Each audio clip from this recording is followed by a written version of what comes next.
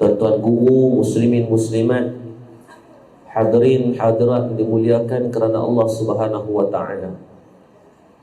Pertama dan selamanya kita panjatkan setinggi-tinggi kesyukuran kehadrat Allah Subhanahu wa taala yang mentakdirkan pertemuan pada malam ni. Walaupun semua saya yakin di atas kesibukan yang tersendiri, bainal maghrib wal isya' ni di antara waktu yang peak hour, paling sibuk waktu ni lah tuan-tuan. Atas jalan raya sibuk, kat pasar raya sibuk, pasar malam sibuk. Dan untuk makluman tuan-tuan, laporan daripada media prima, waktu yang paling tinggi view di TV pun adalah di antara maghrib dan isyak. Tu tengok suami ku abang sotong, kan, sepupu tu bakal jenazahku. Cerita pukul 7, pukul 8 tu lah. Drama-drama Melayu tu dia karan sungguh. Kalau tak tengok tu boleh meninggal dia kata. Tapi alhamdulillah orang ni berjaya bang. Section 32 ni tak relax. Alhamdulillah Allah sibukkan kita semua pada malam ni dengan sedikit ruang, dengan duduk dalam majlis ilmu. Bukan pada siapa yang menyampai, tetapi kita menumpang. Saya pun menumpang tuan-tuan. Sibuk sampai terlupa kepiah. Lepas tu pagi tadi tengok kat TV Hijrah tak ada kepiah. Kalau sampai-sampai duk kiri kanan, kali kelipok je mata Allah, kepiah tak buat pula dah. Kepiah driver saya dia besar sangat pula dah. Melawai kalau pakai. Ada yang suri rumah, kalau nak keluar tadi sediakan pakaian, makanan, siap-siapkan rumah baru boleh keluar. Ada suami yang baru balik kerja, letih-letih tak dan buat apa lagi cubik pipi bini pun tak dan, terus keluar main kuliah. Ada anak-anak kita ni mengaji letih tak dan, ingat malam ni ya sikit. Dah boleh online PUBG, Mobile Legend, Free Fire. Mak ayah ajak main mengaji pula. Semua atas kesusahan yang tersendiri. Hasilnya Nabi sebut dalam hadis, Nabi kata al-ibadatu fil harji kahijratin ilayya. Kita semua bersusah payah melakukan ibadah walaupun kita tak baik. Saya pun tak baik, tuan-tuan pun tak baik, kita usaha untuk buat baik. Nabi kata kahijratin ilayya, diberikan ganjaran seperti mana kamu berhijrah kepada aku. Mudah-mudahan Allah menggolongkan kita daripada kalangan tersebut insya-Allah. Hadirin muslimin muslimat rahmati Allah Subhanahu wa taala. Ada satu hadis yang guru kita yang mulia almarhum Tuan Guru Syekh Fahmi Zamzam, ataupun lebih dikenali sebagai Syekh Abu Ali Al-Banjari An-Nadwi, seorang ulama yang baru beberapa tahun meninggalkan kita, menghimpunkan hadis-hadis berkaitan peristiwa-peristiwa ataupun perbuatan-perbuatan sebelum berlakunya kiamat. Maka dihimpunkan hadis ini dinamakan dengan hadis kitab 40 hadis peristiwa akhir zaman. Suka saya nak nyatakan tuan-tuan, kalau boleh di rumah masing-masing usahakan bagi ada kitab ni. Murah je, RM7 je harga dia terjemah dalam bahasa Melayu, 7 ke 10 ringgit sahaja. Tetapi dalam tu ada sekitar 43-44 hadis yang mana dihimpunkan kesemuanya berkaitan tanda-tanda sebelum berlakunya kiamat. Bila kita baca, ambil sebagai bentuk peringatan. Hadis yang tak panjang pun, tak lebih satu muka surat pada setiap hadis, tapi memberikan satu gambaran yang besar, peringatan kepada kita semua insya-Allah. Dan hadis yang kita akan ambil pada malam ni adalah hadis yang kedudukannya ke-24. Sebelum almarhum meninggal dunia, saya sempat talaqi secara terus dengan beliau ketika di Mesir pada tahun 2014-2015, dan saya dapat sanad khusus berkaitan kitab-kitab yang ditulis oleh almarhum Tuan Guru. Dan malam ni saya kongsikan sebagai jambatan pahala untuk diri sendiri dan almarhum Tuan Guru insya-Allah. Tugas mereka ini banyak menghimpunkan kitab 40 hadis peristiwa akhir zaman, kitab Ayyuhal Walad ataupun kitab Risalah Al-Walidiyah yang dikarang oleh Imam Al-Ghazali. Maka Tuan Guru ni banyak menghimpunkan kitab-kitab dari bahasa Arab itu diterjemah dalam bahasa Melayu. Macam kitab Ayyuhal Walad kan, Imam Al-Ghazali tulis pada tahun 500 Hijrah. Almarhum Tuan Guru menterjemah pada bulan Januari tahun 1991. Dah 32 tahun Hari ini almarhum dah meninggal dunia, tapi kitab Ayyuhal Walad, 40 hadis beliau akhir zaman, 40 hadis adab berilmu, adab Quran yang dihimpunkan itu menjadikan rujukan kepada orang hari ini, maka pahalanya berterusan. Yang ini yang kita harapkan, wa amil lima ba'dal maut, amal yang kita usahakan ketika hidup ini dituai setelah mana kita meninggal dunia, selagi mana sambungan daripada apa yang kita usahakan. Malam ni kita ada beberapa orang anak tahfiz yang dimaklumkan yang hadir. Siapa yang berusaha jaga anak tahfiz ni? Ramai yang terlibat dengan guru-guru, yang terlibat dengan management, yang terlibat dengan tukang masak. Semua yang terlibat itu dapat ada ganjaran pahalanya. Walaupun tukang masak dia tak ada sijil apa-apa, nak mengajar Quran pun tak pandai, hari-hari dia memastikan budak-budak ni cukup makan daripada breakfast sampai makan tengah hari, makan petang. Walaupun hanya tukang masak, tapi tetap memberikan kebaikan. Ketika mana anak-anak ini menghafal Al-Quran, kita dapat tumpang pahala dia. Jawab jemaah masjid yang memudahkan urusan orang main malam ni. Daripada semalam, daripada pagi tadi, daripada petang tadi, pakat gelisah, duk atok macam-macam.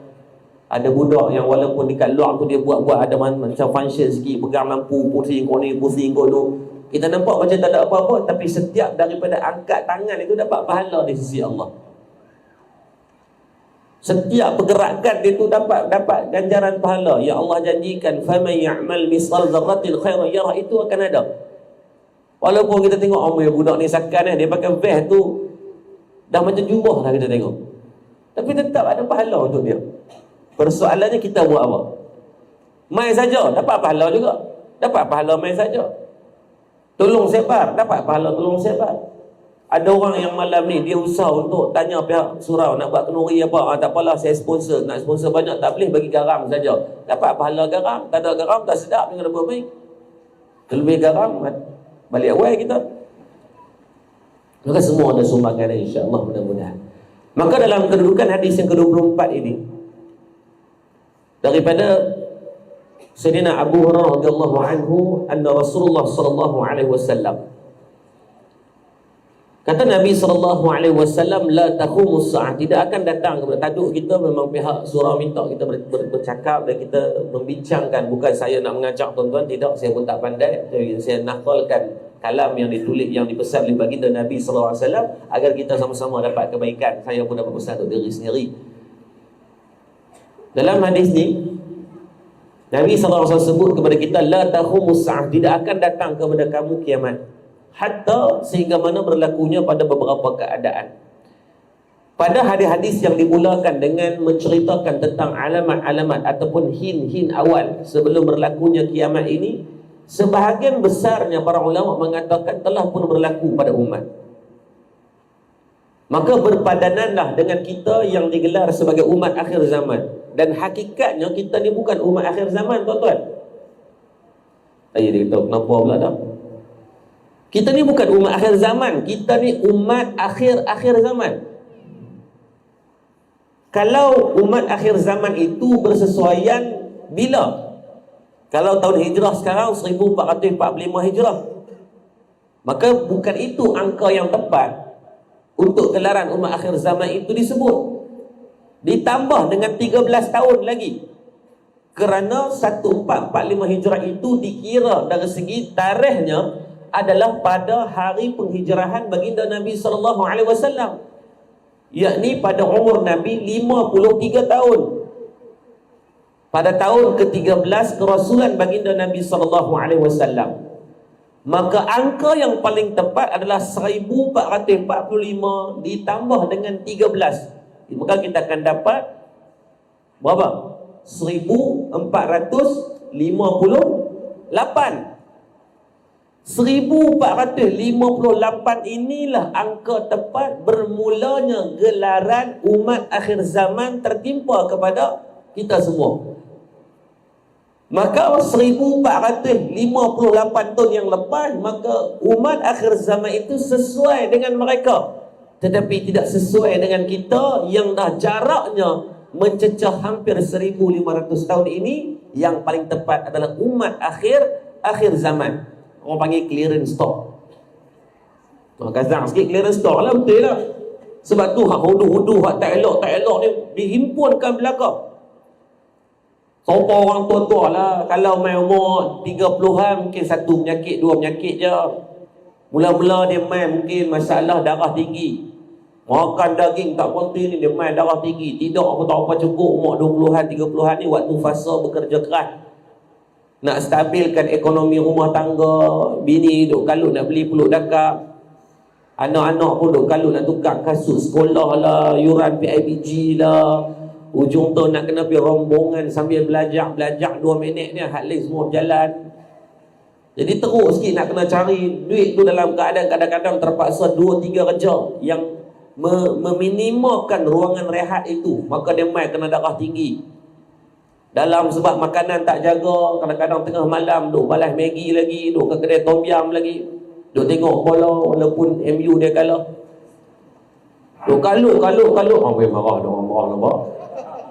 Memang kalah betul kan. So dah marah tak? Tukang MU sebab pemilik dia adalah Glazier. Glazier itu adalah pendokong kuat kepada Yahudi Zionis laknatullah. Orang ni saya dalam tanya ustaz tu berdakwah kepada khus. Kalau tuan-tuan dengar Ustaz Da'i Hadari, dengan ustaz bola yang Zayan punya ni kan, dia tu memang kerat darah ni keluar warna MU. Penyokong tegar MU. Dia pemain bola, pernah main Liga Perdana mewakili UiTM. Bukan Cak Ayam tu, Da'i Hadari tu. Memang orang panggil dia ustaz bola pun. Saya abang ada ustaz MU ni, Glazier memang penyokong dan pendokong kuat kepada Israel. Sebab tu baru ni bila ada Syekh Arab yang offer nak beli MU, dia tak mau jual. Sebab dia tahu dia akan melawan dengan fitrah daripada apa yang mereka buat. Lepas tu dia kata, ustaz, mulai pada hari ni mai borang. Dia jadi sokong City pula. Saya penyokong City. Dakwah juga lah bola pun. Tidak ada pakai baju MU tu, bangga pula kita tengok dia. Padahal haram tak menang pun zaman Sir Alex Ferguson je yang boleh syok lah, mana ada Cak Ayam je. Mana? Maka kalau kita tengok balik dalam lembaran sejarah itu menceritakan bagaimana kalau dah kita ni sesuai dengan umat akhir zaman dah, bukan pada umat akhir zaman.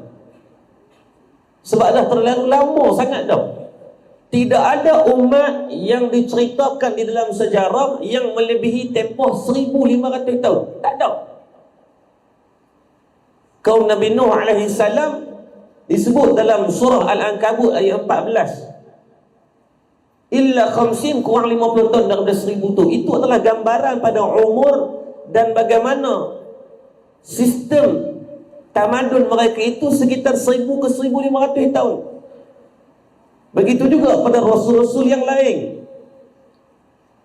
Maka sakit sangat dengan umat akhir zaman bersabit dengan hadis lain dalam kitab yang sama. Nabi kata, sayusibu ummati da'ul umami, akan tertimpa kepada umat aku nanti dengan penyakit umat-umat yang terdahulu. Semua hak penyakit-penyakit hak tak elok mereka buat ni, kalau kita tengok daripada Al-Quran, Allah menceritakan di antara surah yang paling banyak tentang umat-umat terdahulu, boleh rujuk dalam surah Al-Ankabut.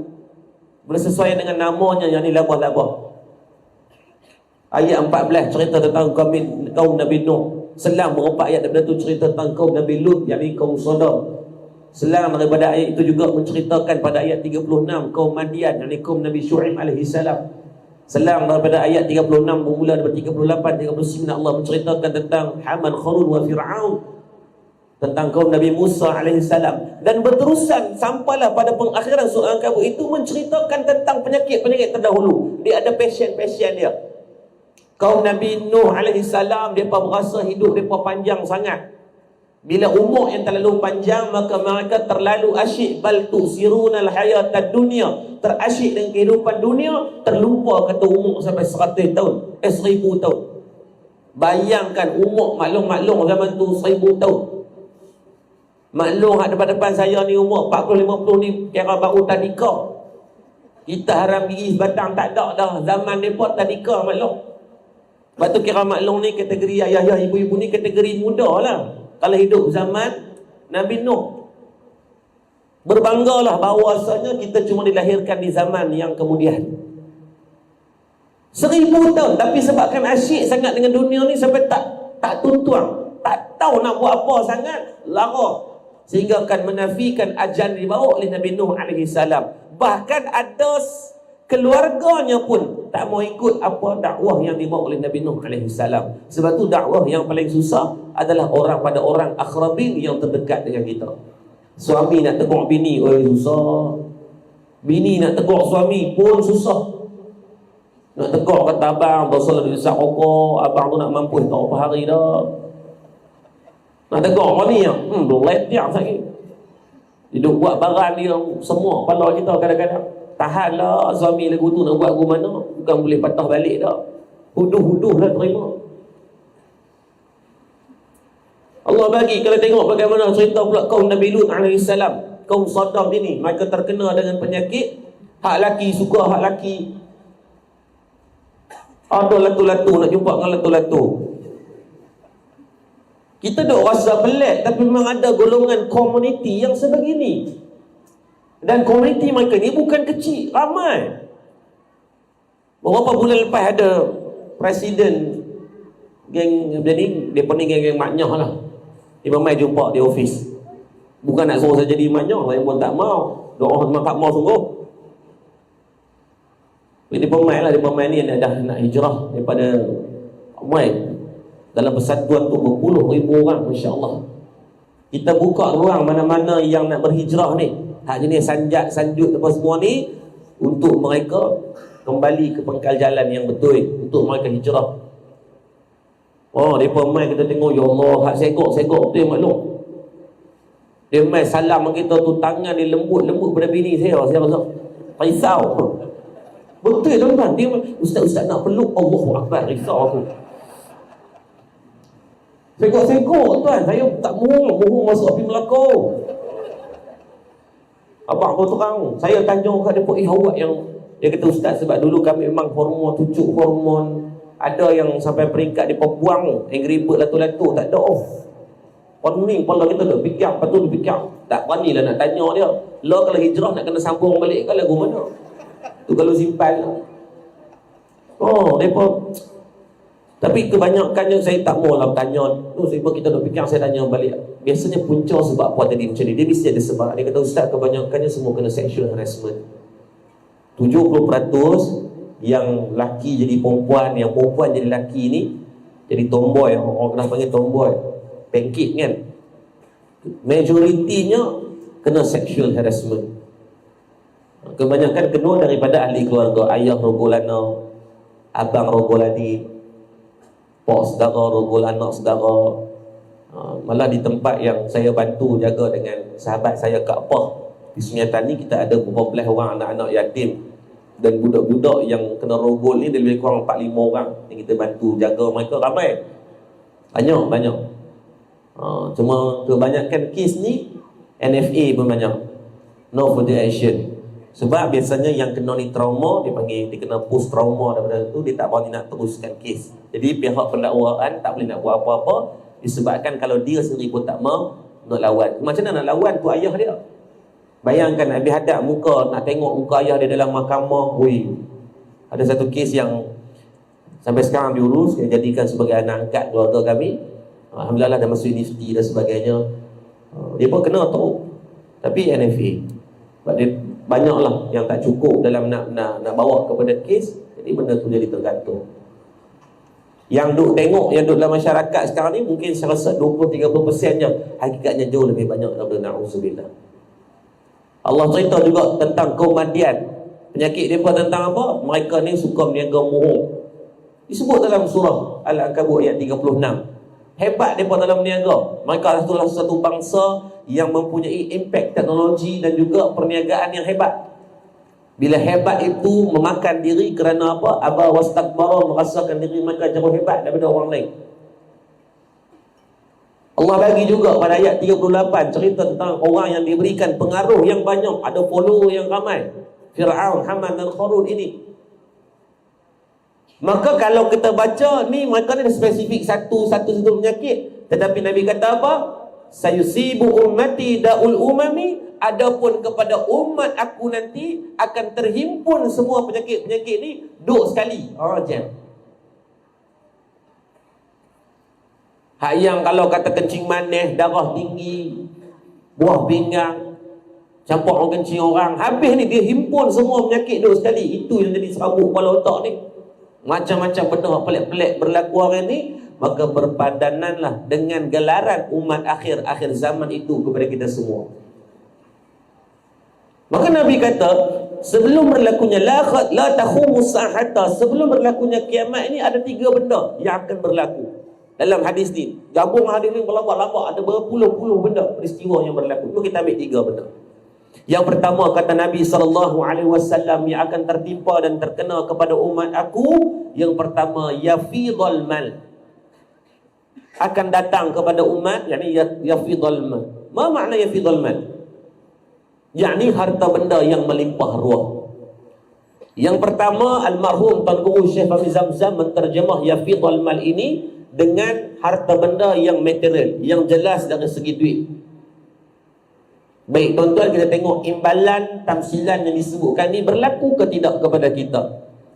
Kita tak payah pergi jauh, kita tengok 30-20 tahun kebelakangan ini pun kita akan nampak bahawasanya terbukti yang Nabi sebut ini memang berlaku. Ketika mana kesusahan setiap dari segi urusan yafidul mal ini sangat terhad. Ni telefon ni besar ni, ya Allah, kalau punggul orang arwah on the spot. Betul tak? Dulu Ericsson ni, Alcatel atur hak besar tu, nak keluar nak cakap pula kena tarik area, boleh kek buah moktan tu. Betul tak? Zaman tu payah, dia ni belum datang apa pula dah Ustaz. Lagi sampai apa tunggu Ustaz. Baik, ketika tu kalau ada telefon ni kira hebat tak? Hebat, dia mahal. Saya ingat ni, saya pernah cek harga sampai RM3,000 tahun 90-an. 3,000 ni macam 20,000 lah kan.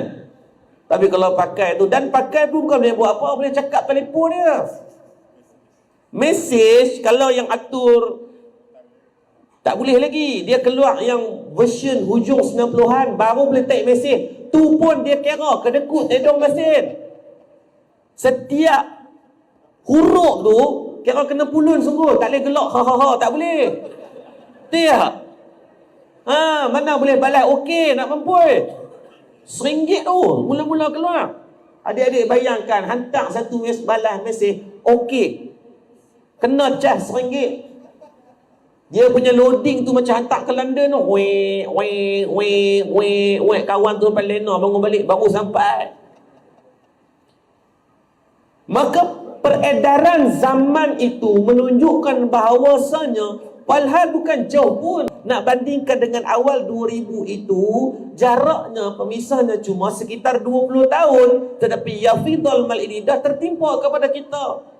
Adakah salah? Tidak salah.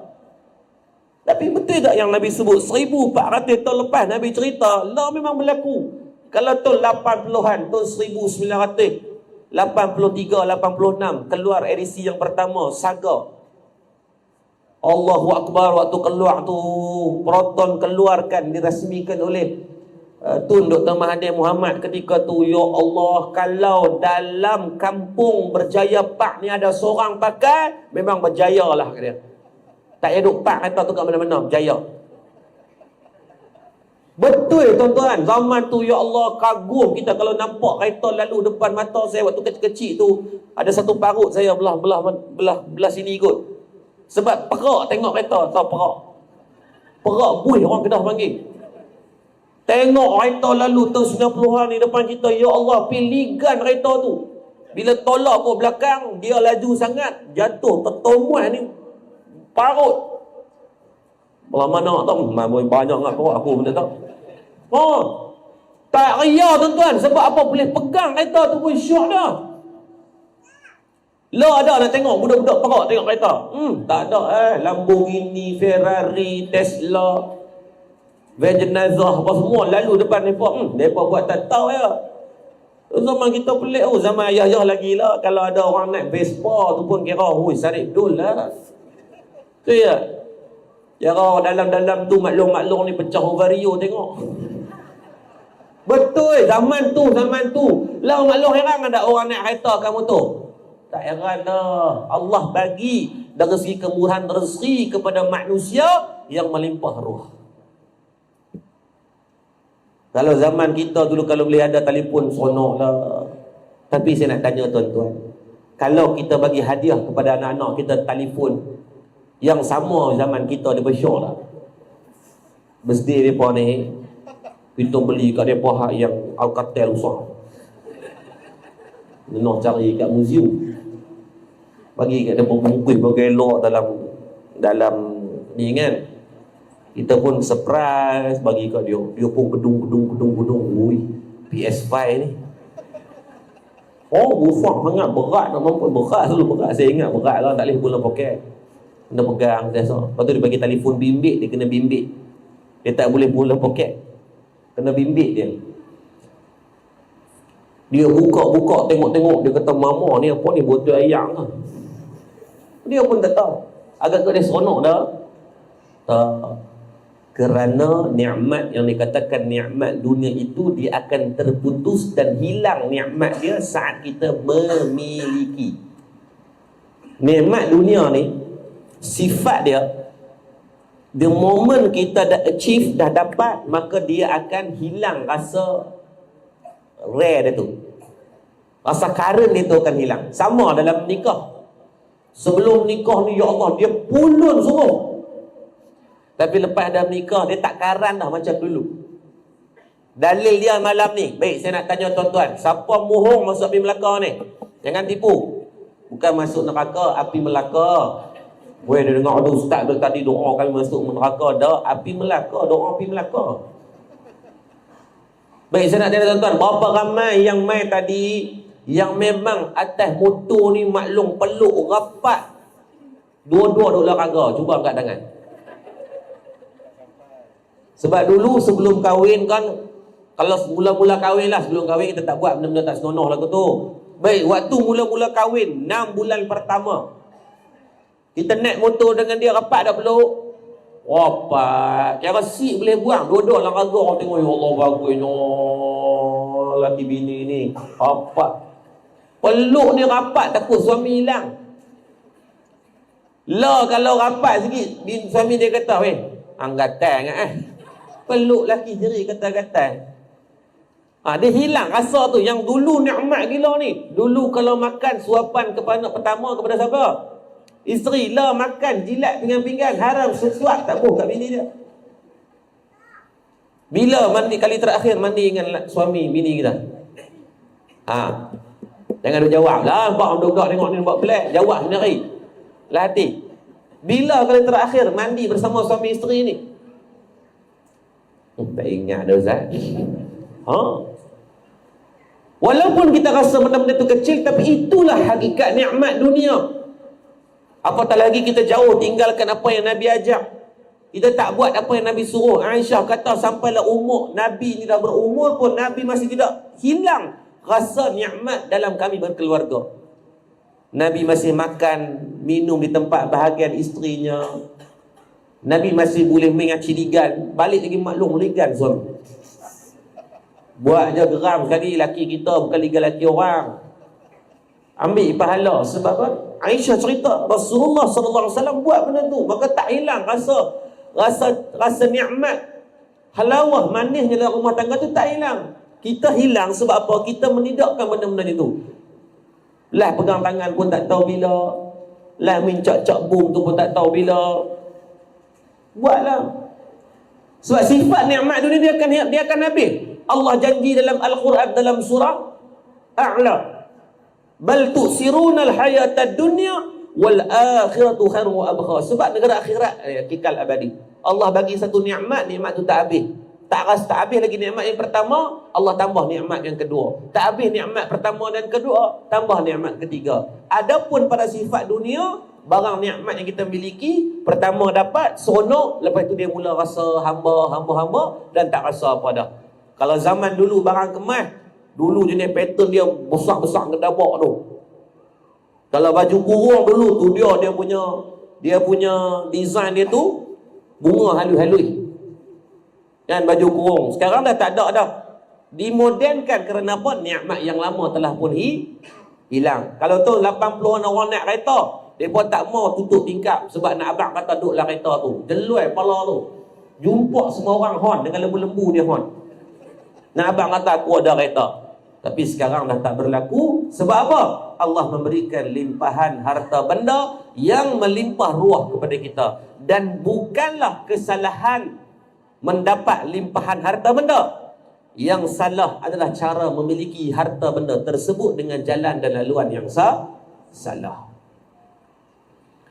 Banyak mana yang nak mendapatkan harta benda yang Allah limpah ruahkan ini dengan jalan-jalan yang Allah laknat. Kalau tengok dalam perniagaan hari ini, banyak mana penipuan yang berlaku. Penipuan atas talian saja. Orang Malaysia yang kena scam dari segi komersial. Masalah pada jenayah komersial ini, loophole-nya terlalu banyak. Contoh ibu-ibu yang famous sekarang ni akan guna gambar muka ustaz-ustaz, dia guna gambar orang-orang yang pempengaruh ini, maka dibuat dengan modul-modul money game yang cepat kaya, macam skim cepat kaya. Melabur 300, besok dapat 3,000. Selepas 3 bulan tempoh matang dapat 100,000 contohnya. Maka ada juga yang termakan. Tak larat buat report dah saya. Orang guna muka semua ni buat report, mereka tukar page baru, mereka guna modus operandi yang lain, mereka guna video, sekarang dia buat pula guna artificial intelligence. Muka tuan-tuan tak payah cakap, dia akan cakap. Pergerakan mulut, mimik dia sama dengan mimik macam mana kita cakap. Malah suara pun dia boleh tiru. Jadi suara tuan-tuan tu AI dia akan detect, dia akan guna beberapa perkataan yang dia tengoklah ceramah ke atau perkataan cakap telefon. Bila dia telefon tuan-tuan, dia buat Assalamualaikum, nak tanya ni nama sekian-sekian. Dia banyaklah dia gunakan nak hantar barang. Jadi dia nak dapatkan voice detection saja. Untuk dia save, dia akan install untuk input dan output untuk AI ni ditiru. Walaupun 2-3 patah perkataan, dia akan tiru sama sebiji. Baik, yang tertipu ni pula, tuan-tuan boleh buat report je lah. Pi ke PDRM, maka dia akan jadi komersial. Bila jenayah komersial ni tuan-tuan, dia banyak sangat loophole dia. Sebab tu walaupun tuan-tuan tahu nombor akaun dia berapa, tuan-tuan ada nombor telefon dia, tuan-tuan ada lokasi tempat dia pun, biasanya daripada pihak PDRM tak boleh nak buat apa-apa. Sebab apa? Sebab pemberian duit itu secara sukarela. Ada orang tak pisau tak kat tengkok? Tak ada. Ada orang tak acu pistol kat kepala ke? Tak ada. Habis siapa yang transfer? Kita yang transfer. Maka bila di atas sukarela, di mana salah dia? Oh, dia tipu kami. Siapa yang bagi duit?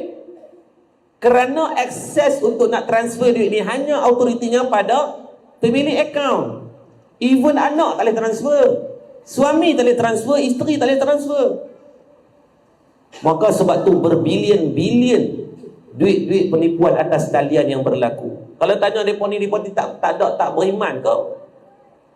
Kerana halal dan haram itu, mereka tak heran. Ma yubali min aina asabal mal. Tidak lagi mereka mempedulikan dari mana datangnya harta benda itu. Sama ada daripada sumber yang halal atau haram, daripada sumber yang haram. Asal boleh. Asal boleh dia sapu je. Dia tak kisah dah. Penipuan ni macam-macam bentuk. Daripada sebesar-besar penipuan daripada kalangan pemimpin, tak kira kerajaan pembangkang, tak kira siapa pun, parti mana pun, kalau adanya unsur penipuan, berimanlah dengan satu hadis yang Nabi sebut, la yadkhulul jannah, tidak akan masuk ke dalam syurga, lahmun nabata min haram, darah daging yang terbentuk daripada sumber-sumber yang haram. Nabi mengharamkan daripada masuk ke dalam syurga kalau makan daripada sumber-sumber yang haram ini. Hati-hati. Ulun nak sangat duit sampai menipu orang, menzalimi orang, mengkhianati amanah yang orang bagi.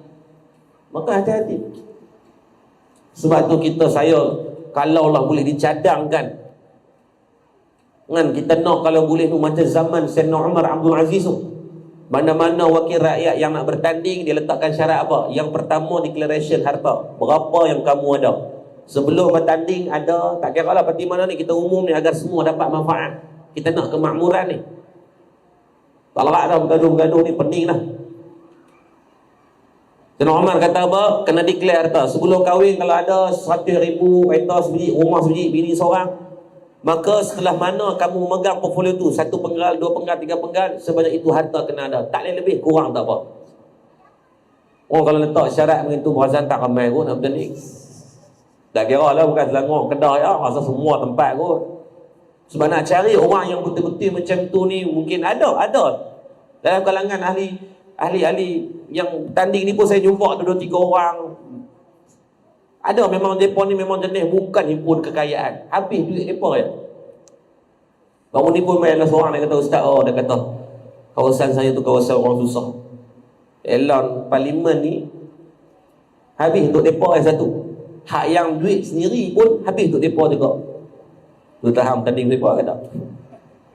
Dia kata tak boleh buat apa. Dia kata parti minta. Tak apalah, pegang lama tu bagi elok. Tak apa, yang lebih kita buat keluar tu saham untuk kita.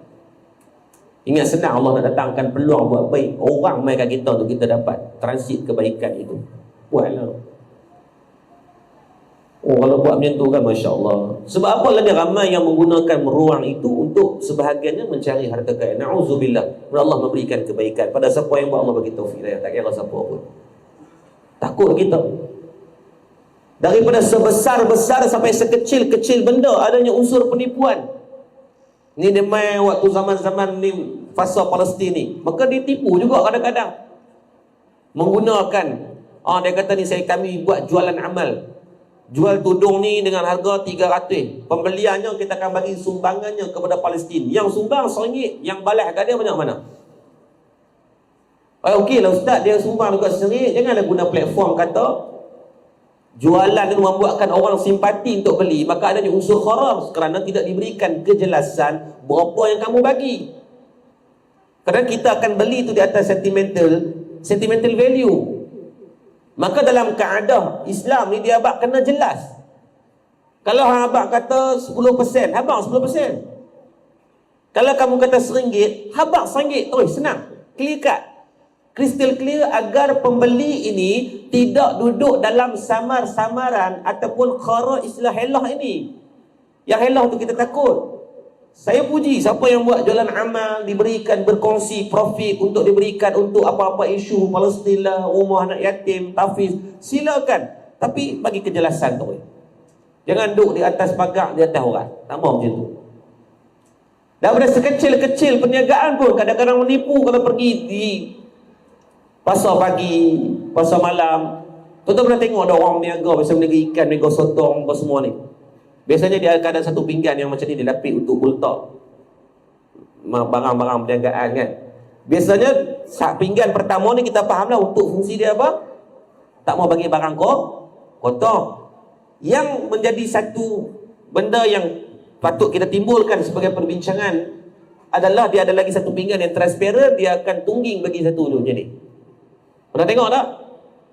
Pernah tengok tak ni? Ni satu pinggan, lagi satu pinggan dia akan balikkan macam tu. Dia akan tangkup macam tu. Kemudian barang perniagaan dia akan diletakkan di balik atas ni. Baik, saya nak tanya tuan-tuan, apa fungsi pinggan yang kedua ni?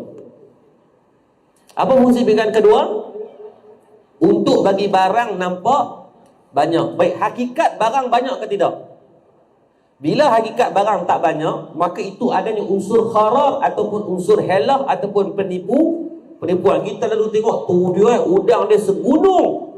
Kita kata abang, bungkus satu bekas. Balik-balik rumah ada 6 ekor badan, 12 kepala.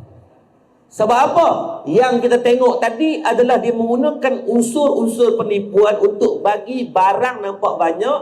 Hakikat pada sifat dan kuantiti barang tidak sebanyak yang dilihat. Itulah unsur penipuan. Baik, jujur tanya, banyak ada perniagaan yang macam ni? Banyak. Dan terkadang saya tanya, mereka ni niat nak tipu ke? Tak. Mereka tak ada niat nak tipu tuan-tuan. Cuma dia menjadi tradisi. Kalau nak berniaga ikan, berniaga sotong, berniaga buah, berniaga apa ni, memang mereka abang dah. Nak beli barang, hang kena beli pinggan macam tu, betul pinggan transparent tu nak tonggingkan dia. Sebab apa nak bagi barang nampak banyak? Tak boleh. Waktu payah nak cari yang betul-betul solid, yang biak macam tu je. Dia barang nampak sikit. Jadi dia kata, orang tahu pun nak syok nak beli. Tak apa kalau tak untung banyak, tak apa. Yang penting ada keberkatan daripada untung banyak dalam laknat Allah. Bukan banyak yang kita kejar, tapi yang berkat tu kita harapkan. Untung banyaklah hari tu berniaga, alhamdulillah, habis ikan. Semua perniagaan habis, tapi Allah uji ke benda lain. Balik-balik tengok kereta, lori tayar pecah, kena dah 2,000 keluar. Kena saman pula dah atas tu, kena pula lagi 1,000. Balik rumah tengok bini pula dah, dia gatal, dia bini pula main ilham tengah malam, mimpi kena pakai peluk dakak. Kalau tak pakai dia akan jadi kurang cantik 10%. Bini ni muka sebek macam apa lagi tak beli tu, itulah dia muka lebih daripada jebol lah kadang-kadang. Bebai yang suami tu pun belilah, lain habis tak ada apa duit yang dia dapat tadi. Sebab tu hidup cari berkat, bukan cari banyak. Banyak ni perniagaan-perniagaan yang Allah Rabbi. Saya master, saya tulis berkaitan finance. Bila kita duk godek-godek boleh, ya Allah, banyaknya lah yang dari segi e-commerce sekarang ni yang bawa hanya unsur-unsur penipuan. Sekarang ni e-commerce, orang menggunakan niaga apa pun maklum, tak payah duk perlu ada office.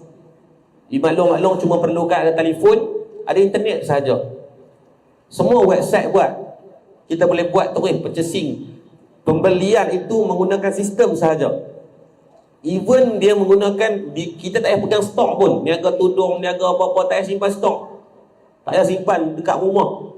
Orang tu direct kepada HQ. Orang hanya membeli melalui link kita sahaja.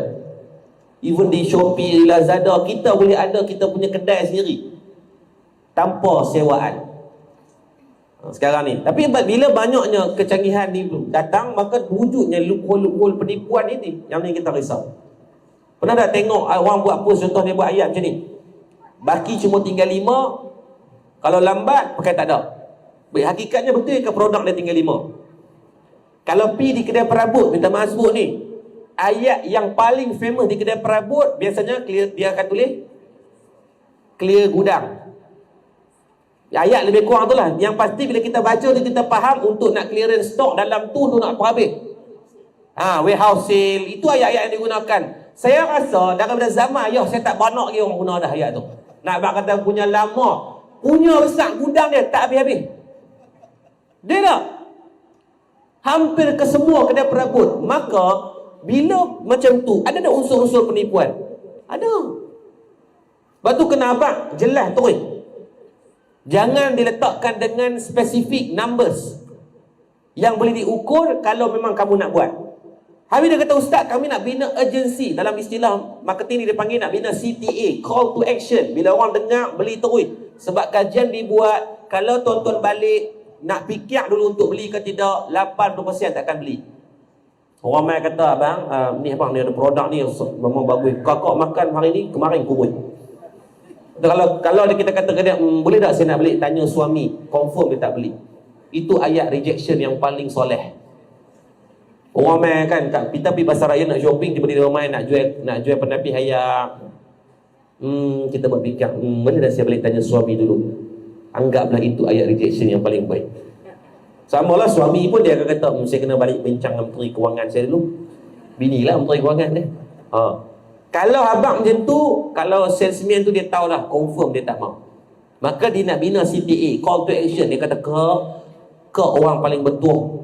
Daripada 400,000 yang masuk dalam pasar raya kita malam ni, kak lah yang dipilih orang yang ke 400,000 tu, maka kak ni hadiah untuk kak ni ada sekian-sekian sofa ni, kak duduk lena pada minggu depan, tahap empuk dia. Kat Malaysia ada satu ni lah kak, padahal tadi dia jual dekat 40 dah. Kita pula rasa eksklusif. Kalau tak beli ni rugi. Aku seorang yang dekat section 32 ni, aku seorang yang pakai. Kalau selfie gambar tu kira paling empuk lah. Dia kata, kak macam ni lah kak, tak apa kak, saya tahu kadang-kadang duit tak ada, kak deposit 100 dulu, agar kami boleh lock dalam sistem yang ni hanya untuk kak saja. Saya pun nak kemas balik dah. Padahal lepas dia jual kita ada lagi 40 orang dah jual. Itu unsur penipuan. Kita membayar 100, jadi bila kita dah bayar, tak ada fikir-fikir dah. Kita kena fikir macam mana nak clearkan sampai habis. Ini penipuan-penipuan moden yang dibuat untuk nak bina CTA, call to action atau agency. Hakikatnya itu salah dalam muamalah Islam. Ramai tak kita tengok orang buat paid review. Dia cari orang-orang yang memang ada pengaruh, maka diminta menjadi jurucakap untuk produk. Contohnya produk putih. Ada model-model yang kalau kita tengok sampai 5-6 produk muka dia je. Lebih pada tikus makmal lagi. Betul, kalau ikut dari segi kajian, tidak boleh kita pakai terlalu banyak barang. Kita kena consume 1-2 produk je, sebab dalam setiap produk ini dia ada bahan-bahan yang digunakan, bahan kimia yang digunakan yang mungkin akan baik kalau dengan kadar yang tertentu. Tapi kalau banyak, it's not good. For sure. Mana boleh. Tapi dia guna, kita tengok hari ni, hai Assalamualaikum guys, hai saya nak cakap hari ni guys, I guna produk ni kau. Pai guna produk ni, kulit I putih guys. Padahal dia beranak-beranak putih tu kan. Try cari model macam ni, tengok. Aku tonyok sampai bertahun-tahun haram tak putih pun. Betul tak? Model yang dia ambil tu memang model yang memang segok lah. Sebab tu saya letakkan syarat. Kalau dia ambil saya sebagai panel syariah untuk ada bawah syarikat adalah Zafisha, Cham Kosmetik, Jamu Tun Tejo. Ni syarikat yang saya pernah jadi penasihat syariah. Saya kata dah, takkan guna benda tu. Kalau betul kamu nak ganti model, ada seorang model nanti baru ni kita ambil Allahumma salli ala sebab bini Jeb tu nama apa? Saryanti. Saya tanya yang owner produk ni, founder tu, Cham Kosmetik. Dia kata betul tak hang nak ambil dia jadi ni? Betul. Dia guna tak produk tu? Dia memang dia guna. Berapa lama dah? 2 tahun dah. Memang dia guna produk tu? Ya. Kalau tu okey ambil sebagai duta. Ambil sebagai duta. Memang kawan tu guna dah. Dan dia akan bercakap di atas kapasiti yang dia guna. Maka tidak ada penipuan. Yang masalah dia tak guna pun. Tapi dia murah macam dia guna. Jadi kita pula tengok tu yakinlah sebab dia seka. Padahal dia tak guna. Dia hanya menjadi jurucakap. Boleh tak jadi juru cakap? Tak salah jadi juru cakap. Tapi jangan mengaku kata kamu guna. Sebab itu kamu tak guna pun. Nipu ni adalah tanda-tanda orang yang munafik. Banyak. Assalamualaikum guys, saya guna produk ni 3 hari dah kurus. Kita pun beli 3 ton. Tokok dengan botol-botol 1 kilo pun tak turun. Padahal muka. Kena tipu. Kawan tu kuih sebab potong usus. Lah ni memang perubatan dia kaedah dia potong usus pada orang yang mungkin kencing manis ataupun berat badan yang tidak boleh dikawal, yang boleh bawa kepada mudarat yang lain, maka dari segi pihak doktor ada yang mencadangkan untuk nak potong usus. Dan benda ini dibuat secara legal lah. Allahu'alam, saya tak potong lah. Abang kata benda itu wujud. Dia bukan sebab makan produk, tapi sebabkan dia potong usus, dia tak boleh makan banyak. Makan dia tendang balik, dia makan dia kena kawal bagi elok. Lepas tu dia memang selera dah, tapi nak sumbat tu tak boleh dah macam sekarang. Macam sekarang belah saka. Lagi asal boleh. Sampai nak terkeluk sumbat lagi.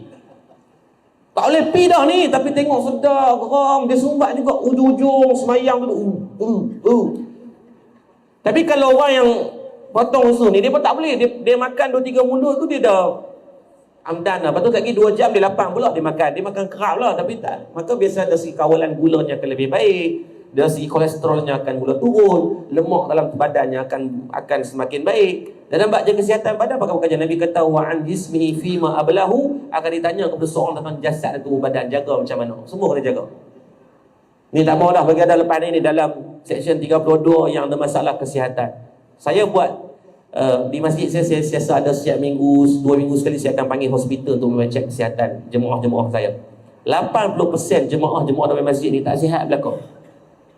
Majoriti masalah obesity, kencing manis, kencing orang tak ada ubat lah. Masalah apa lagi? Biasanya masalah kolesterol. Sebab biasanya jemaah-jemaah yang dalam masjid ni dia ada satu habit dia. Habis minum subuh, balik beli sarapan ataupun dia akan sarapan pagi makanan yang akan konsum gulanya terlalu tinggi. Dan dia tidak ada aktiviti dah. Kalau orang bukan Islam, minta maaf tu, kalau kita satu benda yang baik, kita tengok budaya orang Cina, mereka akan ada pagi-pagi mereka senaman tai chi. Kita rasa benda tu Allah lawak macam Sholi Kung Fu Hoye, tengok dia. Macam Sholi Soccer Tapi tuan-tuan, mereka kat situ dia satu benda yang baik untuk berpeluh. Dan dia ada pergerakan dari segi badan dia, adrenalin badan dia akan berfungsi baik. Kita ada sembang kedai kopi dengan pakai telekung-telekung tu malu takkan nak pergi tai chi, dia kata ustaz. Lepas tu saya dekat Madat saya nak buat nama dia gym masjid. Dia nak betulkan satu habit orang, lepas main subuh kita sarapan sikit and then masuk gym. Kemakkan masjid. Asinglah lelaki perempuan maklum nak menarak atas peti ais boleh. Sebab dia apa orang perempuan ni dia suka jenis Zumba kan. Dia tak suka macam orang lelaki, dia suka main string dengan cardio. Saya pun tak mau perut ni boleh pulas steering kereta tak mau lah aib soalan tu soal sama-sama. Bila buat di masjid tu jagalah, jadi habit baru. Habis main subuh satu set 30 minit 20 minit, kurangkan dalam bagi peluh tu keluar sikit, edit selepas waktu asar dan juga selepas waktu isyak. Just nak betulkan sistem badan je. Tambah-tambah kita dah pencin duk main masjid ni, kita nak buat benda apa lagi? Main masjid surau. Ibadah je lah, baguslah benda tu. Tapi dari segi sihatnya berapa persen yang jaga? Tak jaga. Jogging pun tak buat, basikal pun tak main, bola tak boleh main dah, badminton takut lagi stop jantung. Jadi benda-benda itu tetap kesihatan aja. Sebab itu amanah yang Allah bagi pada kita. Sebab tu balik kepada asalnya, Allah bagi limpahan harta benda memang tak relax kepada kita. Maka jangan gunakan unsur mendapatkan dengan jalan yang salah. Penipuan akan berlaku, cuma jangan jadi salah seorang orang yang menipu, itu sahaja. Yang kedua, kata Syekh Fahmi Zamzam, yang disebut dengan yafidul mal ini adalah Allah akan datangkan kepada umat aku yang ni dengan teknologi yang serba canggih. Tuan-tuan, teknologi tak salah. Al-Imam Al-Ghazali mengarang kitab Ayyuhal Walad Ar-Risalah Al-Waldiyah, bercerita tentang bagaimana keharusan teknologi ini digunakan. Kalau digunakan dengan jalan yang baik, pada nasihat yang keempat, maka dia akan jadi kebaikan dan manfaat kepada agama.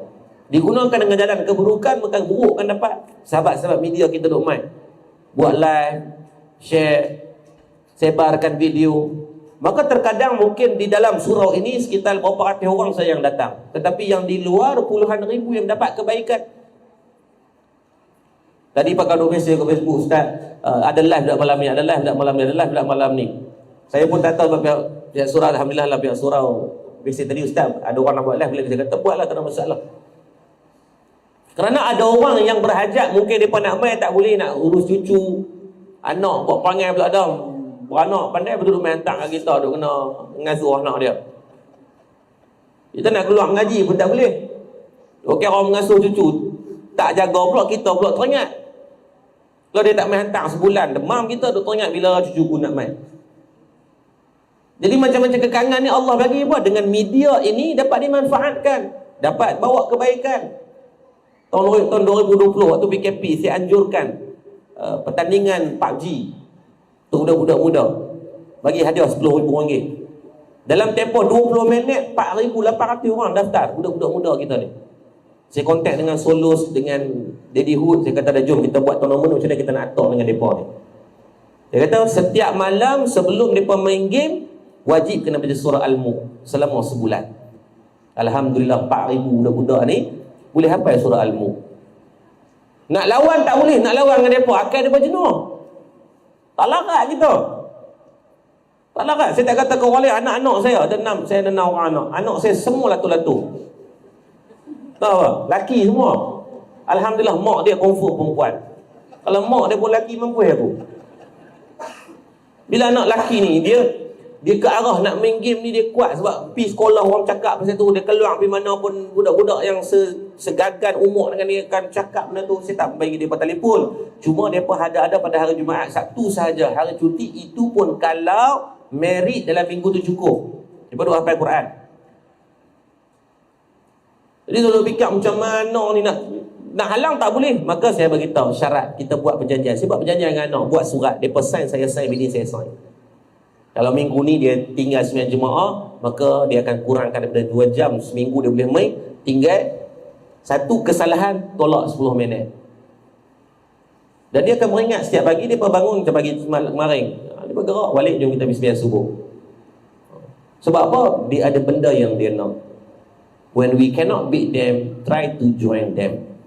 Bila tak boleh nak lawan dengan dia, maka cuba berkawan dengan dia, faham dengan bahasa dia. Jangan maklum pergi download Mobile Legend pula. Lagi sakan pula dah lagi Laila lah apa semua tu. Tapi cuba faham bahasa dia, kerana Sayyidina Ali karamallahu wajhahu sebut apa? Didiklah anak kamu ikut zaman mereka, kerana mereka tidak hidup di zaman kita. Cuba dah didik mereka dengan zaman. Lepas tu pendekatan kami di masjid, saya beli kuda kat 10 ekor, beli alatan memanah berpuluh-puluh set. Budak-budak yang datang subuh berjemaah di masjid saya bagi RM5 duit poket. Dan sekarang kalau tuan tengok dalam video-video saya duk share setiap pagi, tidak kurang daripada 150 orang budak sembahyang subuh berjemaah. Ni budak-budak besar ni. Dia nak pergi sekolah, pakai baju sekolah siap, datang masjid, sembahyang 6.30 memang saya. Hari sekolah, wirid akan pendek je. Maksudnya before 6.30 tu kita akan pastikan sesi sembahyang dah habis. Bacaan tak ingat, saya minta imam rawatib di masjid saya tu, dia akan baca waktu hari sekolah, hari Jumaat satu baca panjang macam biasa, suri sejadah ada apa semua. Tapi hari sekolah sebab nak menghormati budak-budak yang main ni, sebab mereka nak kena masuk sekolah awal. Alhamdulillah setiap pagi tuan-tuan, kalau masjid ni separuh mereka sahaja. Tapi yang bestnya dulu kita buat kempen tu memang bagi duit. Sekarang pun masih bagi duit. Tuan-tuan tahu apa yang berlaku dalam sekarang, jadi habit untuk budak-budak ni, mereka memulangkan balik duit tu dengan sedekah. Saya tak suruh tuan-tuan, tapi last 2 week lah saya ada kat masjid. Bila bagi-bagi tu, saya tengok budak ni dia pergi kat tabung belakang. Kenapa? Lepas tu imam rotib dia mebak, dia tahu ustaz, alhamdulillah, dia kata lah ni tabung masjid penuh dengan duit mereka balik. Sebab budak-budak ni mereka bukan nak duit, mereka nak moment. Mereka nak seronok ada waktu yang main semayang jemaah, dia berjumpa kawan-kawan. Maka sebab tu bila mereka bagi balik duit tu, saya pun tak apalah, saya beli kuda, baru belilah 4 ekor. Bagi budak-budak yang masuk main kelab masjid ni, kita bagi mereka main kuda free, boleh memanah free, saya bawa mereka pergi berenang free. Jadi mereka ada win-win situation. Ni besok kita start program, kita buat festival food. Budak-budak ni ada akses yang lebih pada orang. Jadi mereka seronok menjadi keahlian di masjid dan surau. Saya rasa surau tuan-tuan boleh buatnya, dia suruh takut. Jabatan agama tak pernah menghalang pun. Bawalah, buatlah program-program. Kata ustaz, duit masjid akan habis. Tak suruh, pening, tak ada masjid diisytiharkan bankrupt lagi. Nak simpan duit apa? Tak suruh simpan duit. Malam ni ada bendahari jawatankuasa bincang untuk buat apa program bagi kebaikan pada anak-anak kita. Kalau kita ada ruang di kawasan Seksyen 32 ni, ada tak ruang tanah yang boleh kita sewa atau berpajak dengan orang? Sewa, buat court futsal kat mereka. Kami buat court futsal, buat tempat paintball, buat semua segala bentuk benda buat. Yang syoknya budak-budak ni lah yang akan sumbang balik kepada, kalau dia tak boleh dengan duit, dia sumbang dengan tenaga. Setiap minggu kita masak untuk hampir lebih 10,000 orang makan secara percuma. Siapa yang tolong buat? Siapa yang tolong buat? Budak-budak ni. Setiap minggu 10,000 orang makan free. Hari Sabtu sekitar 6-7,000 orang. Hari-hari lain free masak. Duit tak tahu main mana, tenaga kerja dia berapa. Kita ada hang cangkul, urus jenazah pun. Dah 3,000 orang jenazah urus secara free, secara percuma. Nak harap keriang kita tak apa nak gagah ni, tak larat. Di Sungai Petani tak pernah cuti mati. Kita buat surat dah, jangan mati besok, bagilah staff dia rehat semua. Mati juga dia. Letih. Saya tak mahu ni lawak-lawak agak nah. Tak pernah cuti lagi lah bab mati ni. Even raya pertama, raya kedua, serupa tu je mati. Raya rehat dah saat mati. Jadi anak-anak muda ni seronok, mereka urus, mereka enjoy the flow. Bila dia passion, kita bagi dia, didik dia bagi elok. Walaupun dia bukan ustaz, dia bukan orang yang macam tuan-tuan nampak bagus main masjid surau pakai jubah, pakai telekong. Mereka tak ada, pakai mereka biasa je. Tapi Masya Allah, mungkin dari segi sumbangan pada agama jauh lebih baik pada kita. Dan mereka memanfaatkan teknologi di tangan mereka. Mereka buat video sendiri, viral dan sebagainya. Jadi kebaikan pada orang ramai pula. Waktu van jenazah kita dulu pakai van jenazah hak cak ayam ke. Sekarang tukar, naik pada kira karnival hak baru. Tukar tak ada seorang pun jenazah komplit. Oh, betul tuan-tuan. Dulu kerja kena usik, saya tak muak ni tak lawak.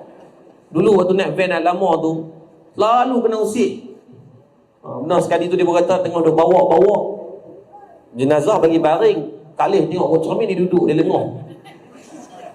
Oh, tanya dia tak buat apa lah, biarlah kat dia, mungkin tahu lah kan, taklah tengok ke apa, Allah Nabi dia kata ustaz 2 kali tengok dia nampak duduk lepas tu Allah. Dia balut lah, dia tak buka, takut panas kau, dia tutup, dia tak buka. Dia nampak ketuk tingkap dia buat ni bau macam numpas bom, teguk macam-macam. Saya kata tak apalah, waktu tu dah ada keperluan sehari sampai 4 ke 8 orang jenazah, satu kenderaan tak cukup, tambah kira karnival yang baru tahun 2021, 2022. Lepas daripada tukar kenderaan tu, dia tak usik dah tuan-tuan. Saya rasa dia selesa kot. Sebab tu di Shah Alam, tuan-tuan tengok kalau orang bukan Islam, mereka guna kenderaan, kalau tuan-tuan minta maaf sebut, ada satu jenama Nirvana kan. Dia pakai kenderaan Velfire, Alfa. Kita tengok pun rasa kemas tu. Ini tengok van jenazah kita, van tu pun jadi jenazah macam bakal jenazah dah. Ngok-ngek tengok, ya Allah. Betul tak pada saya kalau tuan-tuan orang Shah Alam jangan pergi nak buat cerai sangat. Ustaz Fidah Masjid Busra dia telefon ustaz nak beli van jenazah. Saya kata hang ambil Alphard. Dia kata ustaz jemaah kata macam-macam. Hang buat tengok. Hak yang kata tu nak mampus tu. Dia nak naik nanti. Lepas beli tuan-tuan orang tengok mereka buat bagi elok apa semua tak maznya pun beli 40,000 renovate sikit apa semua dalam 15,000 elok dah guna sampai hari ni. Dia kata ustaz sampai ada yang kata nak test drive sebelum mati. Try baring-baring dulu tengok selesa ke tidak. Melawak ke. Maka jangan muda ni besar depa. Sebab tu pengaruh media sosial ini kalau dimanfaatkan maka akan besar kebaikannya pada agama. Anak-anak muda jangan gunakan media sosial hanya semata-mata untuk kamu berhibur. Gunakan dia untuk jalan agama.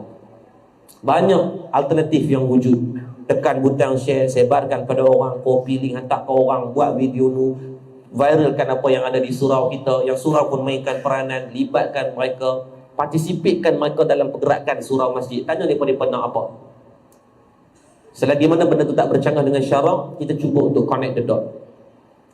Tuan-tuan dapat pegang mereka, tuan-tuan tengoklah, ya Allah, makmur masjid surau tuan-tuan nanti.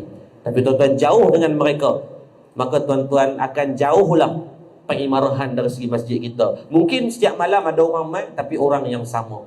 Kita tak ada, akan ada pelapis-pelapis yang baru. Ya, tuan-tuan akan susah hati tahu ustaz, kalau budak-budak mai, mereka bising. Itu fitrah kejadian budak-budak, dia akan bising. Kalau dia senyap, kita takut.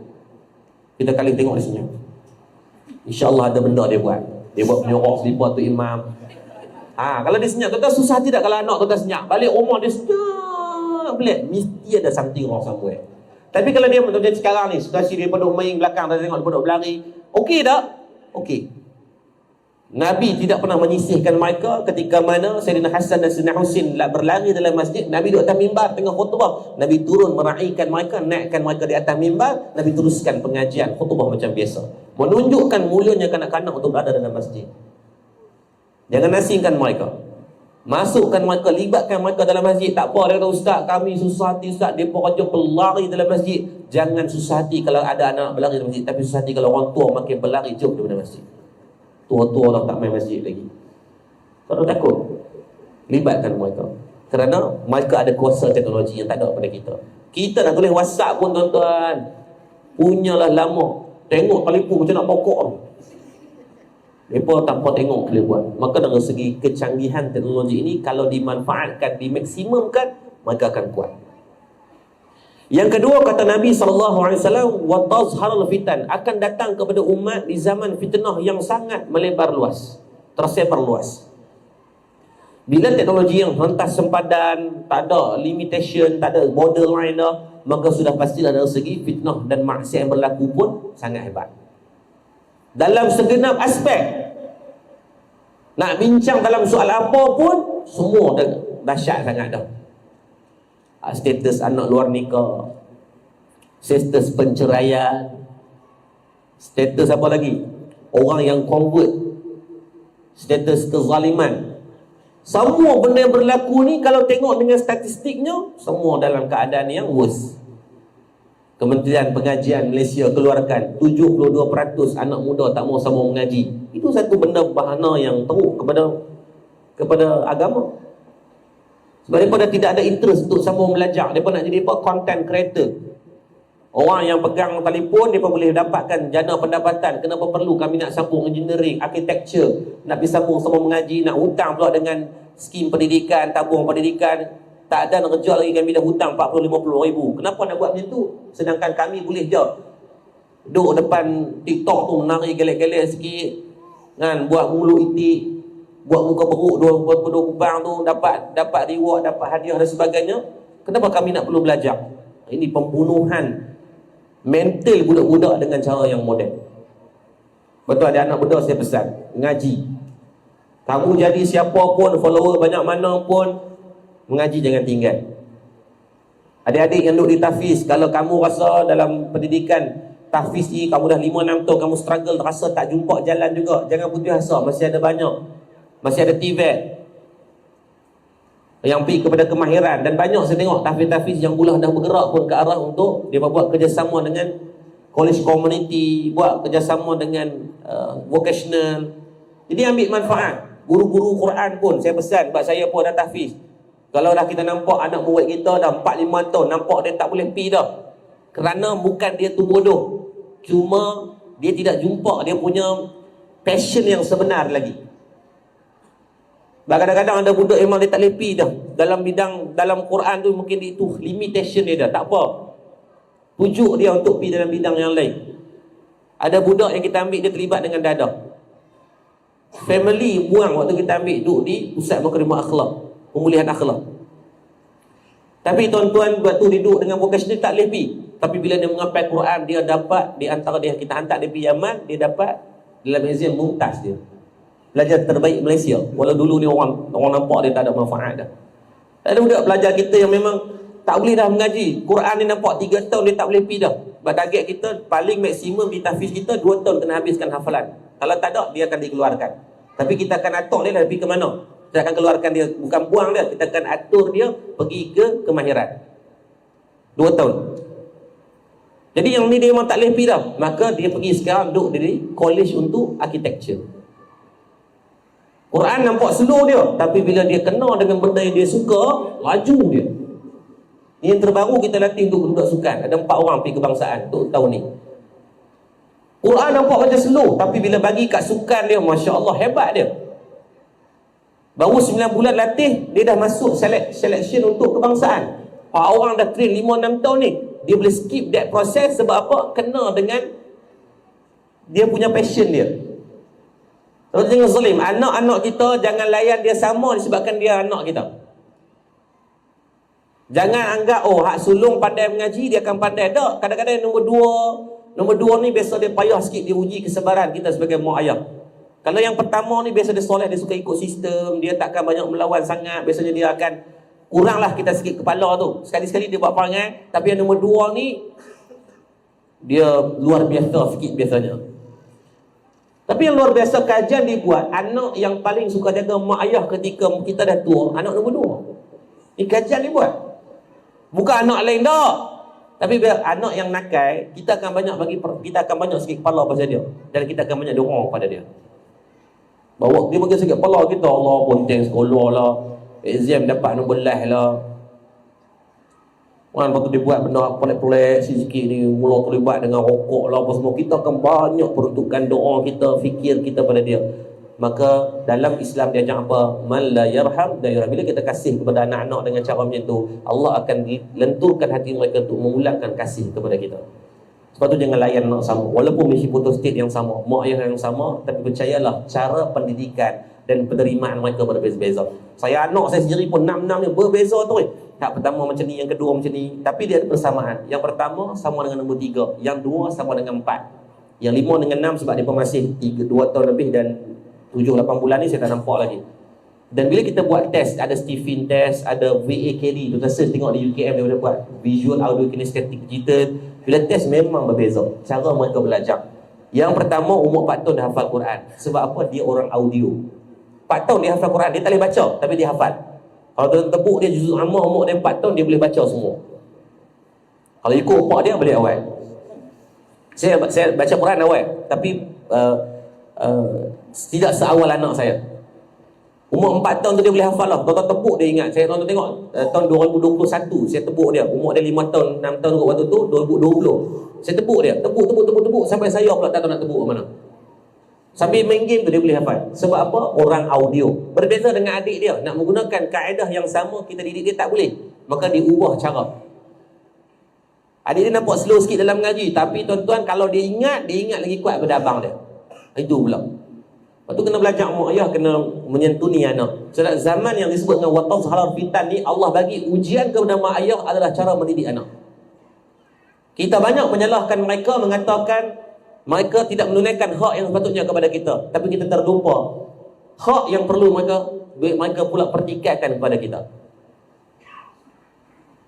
Banyak hak yang mereka akan pertikaikan nanti kelak di hadapan Allah Azza wa Jal ni. Apa yang kita buat kepada mereka? Sayyidina Umar Al-Khattab sebut ketika mendatang seorang sahabat mengadu, wahai Sayyidina Umar, anak aku ni derhaka kepada aku. Sayyidina Umar ni seorang pemimpin yang baik, maka dia panggil anak yang dikatakan, didakwa kata derhaka. Ditanya kepada anak tu, adakah kamu berlaku derhaka kepada ayah kamu? Terdapat satu jenayah di zaman Nabi SAW.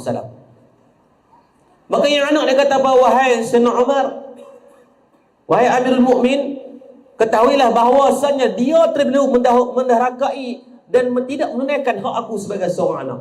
Apa yang dia buat? Yang pertama, dia mencari seorang ibu yang zalim kepada hak aku, seorang ibu yang tidak baik akhlaknya, maka menurunkan akhlak yang tak baik kepada aku.